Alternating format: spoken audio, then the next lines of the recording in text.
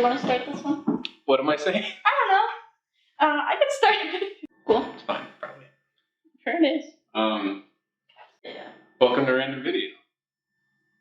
Are you gonna call it that? It's Wednesday. It's Wednesday when we're posting this. Hopefully you're watching it and it's Wednesday, but if you're not, we'll let it slide. What are we gonna talk about today, Annika? Well, my name's Annika. Yes, let's get the formalities out of the way. Today we're going to be talking investment properties. Mainly about the fact that you could literally become an investor right now if you wanted. Yeah, definitely. There's a lot of, stigma that comes with the idea of being an investor, right? So a lot of people think like, oh, you're an investor, you got hundreds of thousands of dollars in the bank and you're just throwing them down and buying up properties. And that's just not the case. It's something that, if you're in a home right now and you're not 100% satisfied with it, you're not just absolutely in love with your home, then you can buy another house for 3% down. People think you need to have so much money to put down on the house. You don't. 3% down on the next home, rent out your previous home that you weren't in love with anyway, and boom, you're an investor. You're making money. It's that easy. And really, 3%, let's say it's a $300,000 home. That's $9,000. Quick maths. $9,000 though, honestly, that's something that's attainable for a lot of people. And if it's just out of reach for you, it's real easy to pick up the phone and call a lender, one of our local lenders. Yeah. They're super great at creating a plan for you.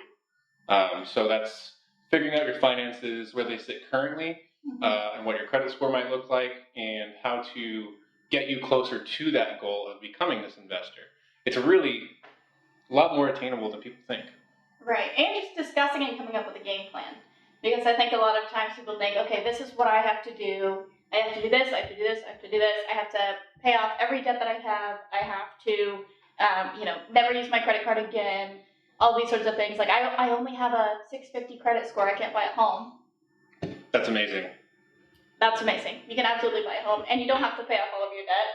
You absolutely can use your credit card. Yeah. And these are all things that it's like, maybe don't go buy a car right away. Maybe hold off until next summer to buy your boat. Right. But, focus on the big picture. And if that big picture for you involves becoming a home investor or real estate investor, and you already own a home, if you're open to moving and or finding a new home, upgrade. Yeah, upgrade your life, upgrade your lifestyle with passive income. Exactly.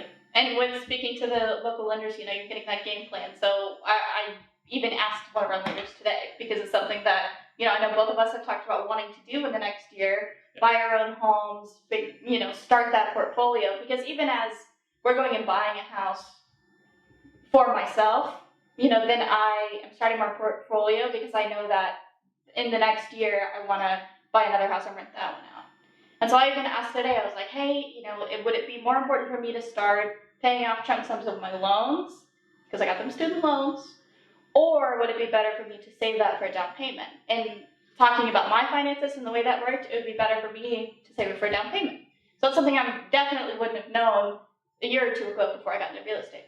Yeah, totally. And, one thing I was speaking with one of our local lenders about is, would it make more sense for me to put the big down payment that I do have saved towards the home, or, because what that would do is bring my monthly payment down, right, which is great, less out of your pocket monthly. But again, if I only plan to live in it for a year and then start renting it out, that's less of a concern if someone else is then paying your mortgage for you, right? Yeah. And that's what renting is you're paying someone else's mortgage. A lot of people don't put that together. But would it make more sense for me to do that, or, have a little bit of a lower down payment, closer to what, the minimum would be, so I have more money set aside for other investment opportunities. Right. So diversifying your portfolio, having multiple irons in the fire, so to speak, to to then earn more later. Right. So it can be different for everyone and what your finances look like, and that's why the biggest step is reaching out to that lender, reaching out to us. Yeah. And getting that game plan in place. But yeah, anybody can be an investor at any time. And when do you think someone should start, Just start looking. When do you think someone should start figuring out what things they need to put into place to become an investor? I mean, when's the best time to start? Anytime. I feel like any day is a good time to start because if it's something that like that was a trick question. That was. And I got it. I think I passed though. Any day is a good day to figure out if you want to be an investor. But it's true because if it's game planning for a year from now because maybe you're not where you want to be in this moment, then you have that opportunity and then you're prepared. Opposed to if you didn't think about it and you didn't start planning ahead. Then you get a year down the road and you're in the exact same spot that you were the year before. Still paying out rent to somebody else you're not getting any equity in your name for it. Totally. Think about it this way. If your rent is $2,000 a month, 1 year of rent is $24,000 that you're giving away. Quick math. So, do you want to spend another year giving $24,000 of your hard-earned money away, or putting that into something that's going to grow in equity, that's going to go back into your pocket? It's not just getting burnt away. And it goes towards your net worth. Yeah. Which a lot of people don't realize either, that the home that you own is a part of your net worth. So when someone Googles your name and it says, how much is Annika Harrelson worth? $2. Well, and then some. And whatever she owns. Right. $2 and a truly. Yeah. Yeah. Cool. Anything else you'd like to add? I don't think so. I think that's the wrap for today. Yeah. So we hope you enjoyed it. We're going to be doing these videos kind of randomly throughout every Wednesday. We don't have a set plan because, we're freeform, we're young, we're cool, we're hip. What's the 411 is what we're ready for people to ask us as we go into Wednesdays. We're none of those things I said. Well, we're young-ish, I guess.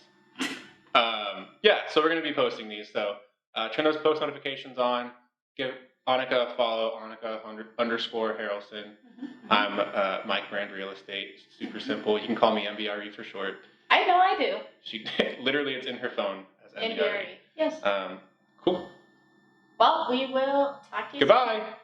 Goodbye.